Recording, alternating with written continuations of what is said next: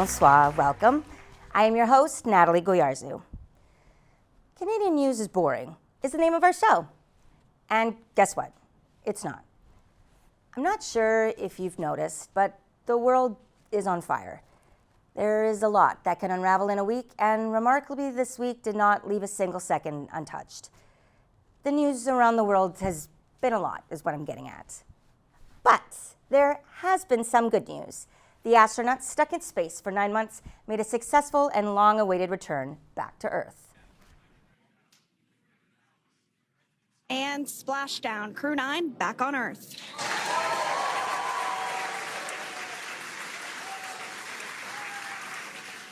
And you know what would make this moment even better? A Canadian federal election. That's right. We will be having an election on April 28th to decide who will be Canada's next elected Prime Minister. Canada's current Prime Minister, Mark Carney, sworn in March 14th, has just called for a snap election. He has stressed that a vote is necessary to land a mandate to better guide our country moving forward. But who are these people? Who am I voting for? Again. Now, I will say this. U.S. politics has done a great job at casting the roles in their show. Their character names are always talked about and therefore always relevant. Why I know the names of American congresspeople, yet barely can remember the name of the MP I voted for. James. So this is the blessing and the curse, I guess, to Canadian politics. It's that it lacks this showmanship, this spectacle. But that's kind of because politics should be boring. But what if there was a show to hold our attention and pique our interest for the upcoming election?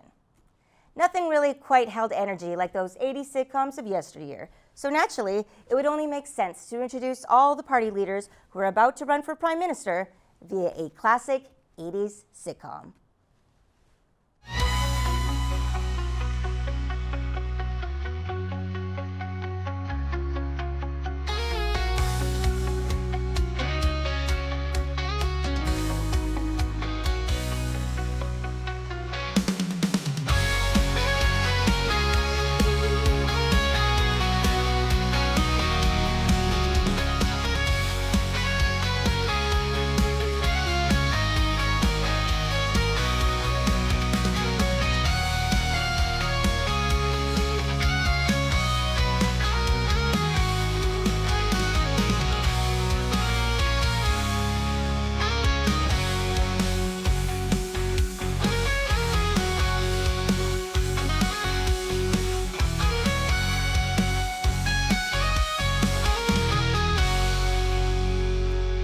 That's my PM.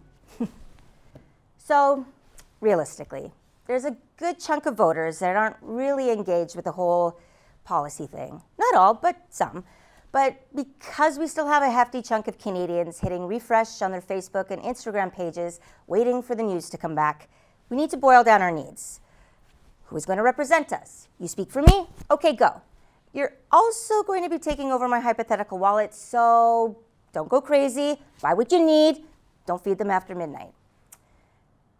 Okay, let's break this down. Who is the Chairman Monica Phoebe of them all? Let's start with Ross. Who is Pierre Poilievre, or as referred to by his Christian name, the PP? We know he likes apples. Trying to find the root of what Poilievre and the Canadian Conservative Party are aiming to achieve is misplaced behind a barrage of attack ads promoting Poilievre as a not this guy.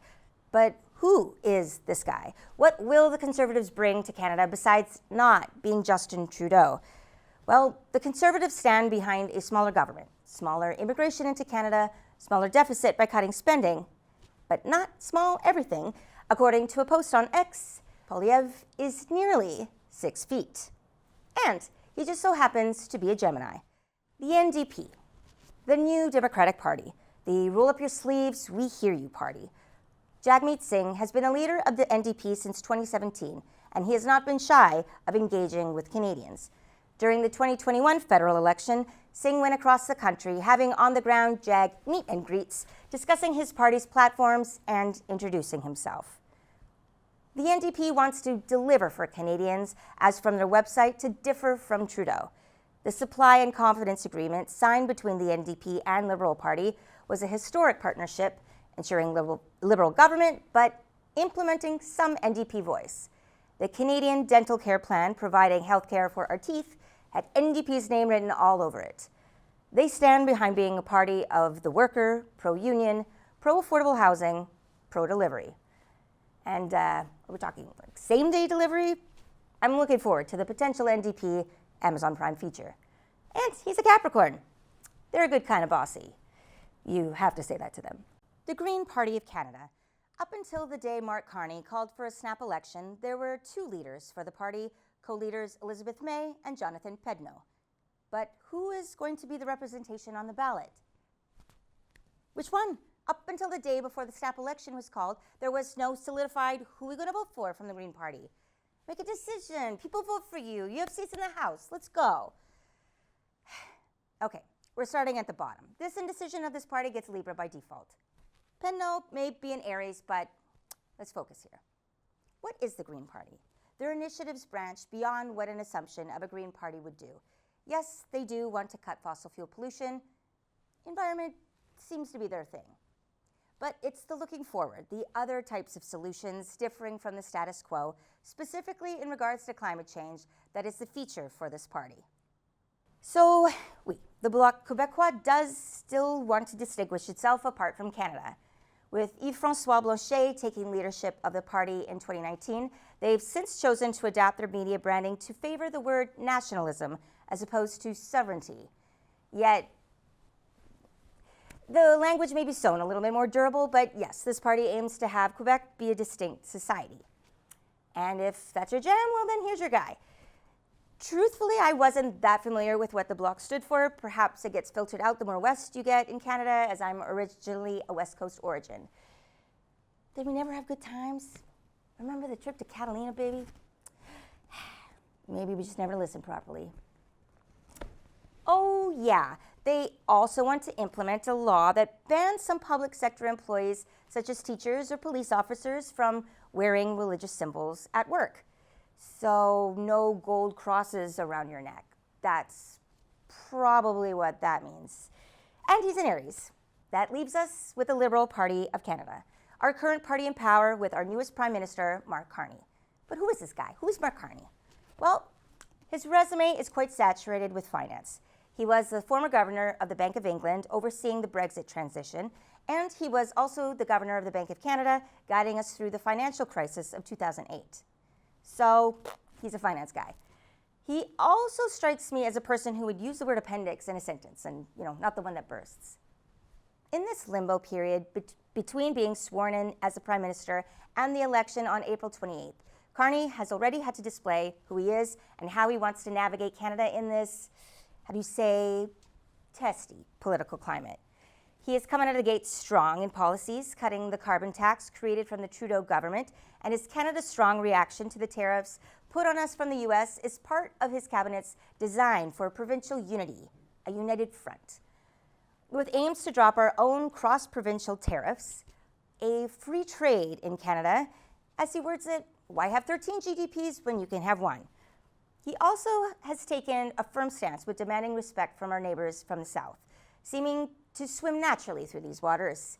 And look at that, he's a Pisces.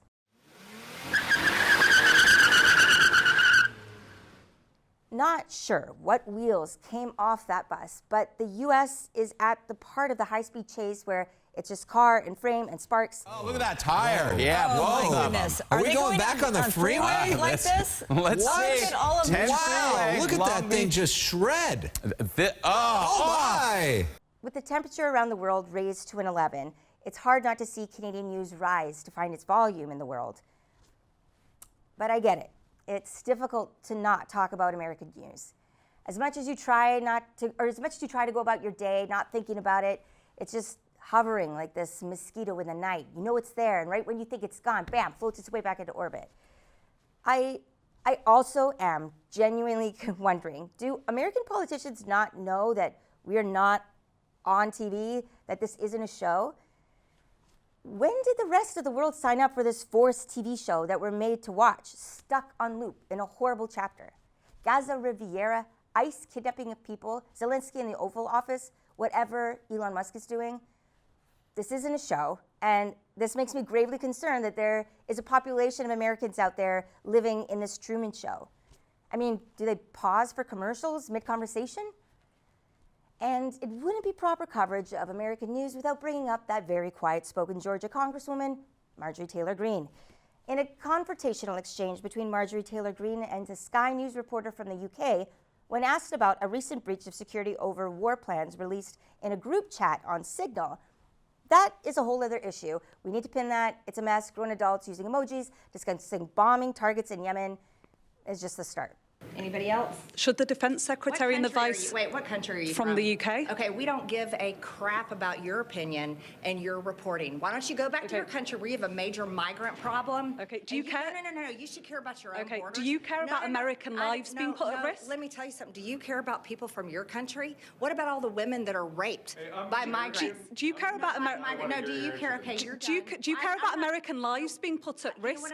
About service members fighting for your country? I don't care and about your Vice President and your Defense Secretary? Yeah, this is an American journalist. Thank you. Yeah, I'm an American, and I'd like to hear your answer to what she's asked. I'm not answering her question I'll because ask I don't care about her network. Fun. America knows we can see them, right? And Elon Musk has shown up to this dinner party, so to speak, as President Trump's +1, and he keeps changing the music and won't go home. His technocracy family roots are rising to the surface, where Musk is conducting a massive job firing to U.S. federal employees. Do you know what isn't rising, however? The Tesla stock. In 2 months, Tesla has lost 40% of its earned value. The tension of this chaos to governing is starting to boil over in America. People are gathering at Tesla dealerships to protest Trump's unelected co-president Elon Musk and his efforts to take your federal benefits. Most of all, regular citizens are confronting their members of Congress. Here's the only thing that DOJ has done, which is it's so bizarre to me how obsessed you are with federal government. But here's the thing.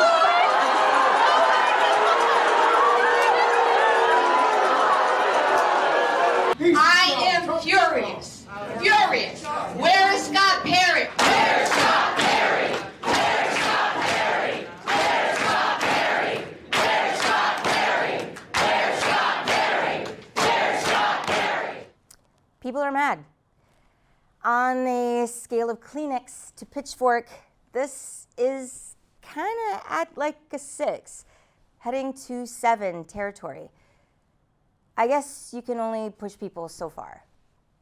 Canada has surprised some people by their reaction to having our former Prime Minister be referred to as Governor Trudeau. Although, surprised how? I mean, the continuous disrespectful rhetoric from the Trump administration about annexation of our country, of Greenland, of Panama, the tone-deaf jokes about Canada becoming the 51st state reached a Canadian breaking point. Can we talk about Canadians for a moment, not politicians necessarily, particularly how they're feeling about their country? It's definitely changed. And Shachi, you have the numbers to back that up. So let's bring in some polling data here. And check this out. We're looking at 10 percentage point increase in pride in Canada and in deep emotional attachment to this country from December to February. So what effect, if any, Shachi, are those numbers likely to have? Yeah, and this is such a strong moment in terms of the Canadian psyche. I haven't seen anything like this. I would say we're about to stop saying sorry, but I think we've already surpassed that point. We are now in hockey term language. What began to get traction from an Ontario MP, Charlie Angus, and the Premier of Manitoba, Wab Kinew, elbows up, took on its fast momentum after Mike Myers gave the hockey-coded symbol during a Saturday Night Live closing. Basically, it's a fuck around and find out hockey translation. Its root can be traced to Mr. Gordie Howe, seen here at 50 years old. That almost feels even more of a true metaphor for this moment. But for the non-sports fans, Canada is about to go full Teresa. Did you? Yeah, of course I did. Yes. Oh, that's funny because they don't get in my face. Do not bring up my family! You f***ing my face. Do not bring up my family! You bitch! You piece of you f***ing bitch! That was Real Housewives of New Jersey Season 2, if anyone felt like the self-abuse. So what do we do now? Do Canadians even pay attention to this news? I could very well be speaking to no one. We decided to go on the streets of downtown Toronto and ask what were people's thoughts about Canadian news, if they even watch the news. Here's what they had to say. I don't watch them. I think I definitely like it more than American news. It's too biased. Mostly Instagram, social media. Sometimes I watch like little news clips on like Instagram, maybe like some accounts like they post like something about politics and stuff like that. TikTok or Reels, and then Who do you follow on News Daddy. Cool. He's good. I go online, like choose which sites to read. I think YouTube does a bit of a better job with like politics wise. They have like their own section for it now. With news, even though it's like blocked, like we can't have like specific news pages in Canada. Directed a little more towards a younger demographic. I find it's kind of stuck in this like. A lot of us think of the news as something like an old person would watch, and so a lot of that is like stuck in our minds. So if like it was catered towards a younger, I don't know, by like maybe having younger posts, younger ways of doing stuff. Now what? With these tariffs being threatened and then removed and then put on again, our political stance under Mark Carney has been to set some boundaries, while adding the sentiment that I believe a lot of people across Canada are feeling. We lament a friendship lost. When asked about looking to King Charles, hoping to take some initiative to address the 51st state jabs, Carney said firmly that we don't need anyone fighting for us. It's true. We got this. We are handling this pretty okay. And I always say, President Trump, you can't unscramble an egg. The supply chain's so intertwined. You just have to make it a larger omelet. That's what you have to do. Pretty is somewhat okay. There's some disorganized attachment relationship style President Trump is putting down right now. The on-again, off-again tactics to his diplomacy is putting the world on edge. From a recent post on Truth Social, President Trump made a choice statement regarding the EU and Canada's political relationship with the USA. If the European Union works with Canada in order to do economic harm to the USA, large-scale tariffs, far larger than currently planned, will be placed on them both in order to protect the best friend that each of those two countries has ever had. I'm just going to skip over that he said the EU was a country. We BFFs, Trump. That's an interesting way to see it, though. If we reduced all politics to people, perhaps there's a relatability and approachability when we are talking about relationship between two people. In an early interview this year, Mark Carney incidentally took this narrative when speaking on The Daily Show with Jon Stewart, back when tackling those budding 51st state comments were brand new. Were we ever so young? Because you don't want to be with. We're proud. We find you very attractive, but we're not moving in with you. It's not you, it's us. I'm up for it. We're up for it. Whatever you do differently. We want to experiment too. What do you guys want? We can be. You want like. We can be friends. There can be a few benefits, John. Friends with benefits, but not. We're not going to commit all the way. Yeah. No, we'll be cool about it. We won't levy tariffs on all your goods as retribution for you not going out with us. I wonder what a trained eye would actually say about Canada and America as a couple going through this tumultuous time in their relationship. Best time to talk about politics is with your family, preferably at dinner, with wine. Nothing goes wrong then. And so I decided to do just that.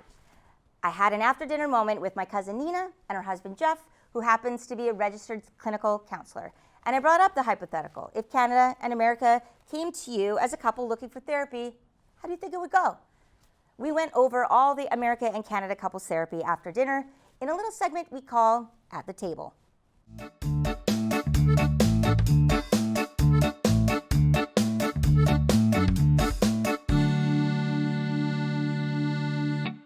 Finished dinner. I'm having coffee, and I think I have a filter on or something. Look at that. If Canada and America are in a tumultuous time, you could say, in their relationship, how would you describe the type of relationship they have?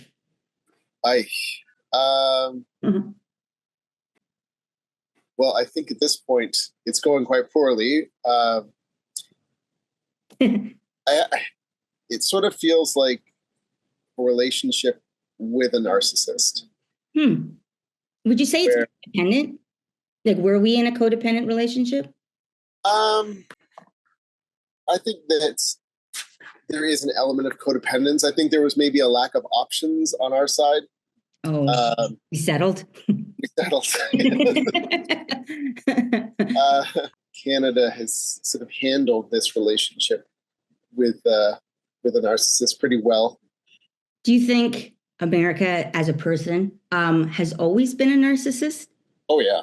Oh, really? Sucker. I say this as someone who grew up in America. So right. And they never knew anything about any of the personal details of Canada. So one might imagine being much like not remembering their birthday or things like that. Whereas Canada always kind of knew everything about America. With this new prime minister, his move to go to Europe instead of the United States how would that be? Make them jealous. Like, are we separated right now? Like, where's Canada and America right now? On a break. I don't know. On a break. Okay. What do you think of that move? Say if relationship hypothetical, if if that person went and flirted with someone else, kind of going against their normal routine, what would you ask why they did that? They would probably be trying to, try to show America, like that. Hey, we could get someone else if we wanted to. We're not just stuck with you. You're seeing kind of that classic reaction from America, of sort of the narcissist of escalating behaviors when when you start setting boundaries. So they came in, they're on a break, going to therapy. Yeah, it'd be a tricky situation, to be honest. With I guess some of the questions I might ask would be, trying to get them to maybe reminisce about some, particularly, get America to reminisce about some sort of positive times in the past. To be honest, I'm not sure in an actual relationship. I would probably be more curious initially about,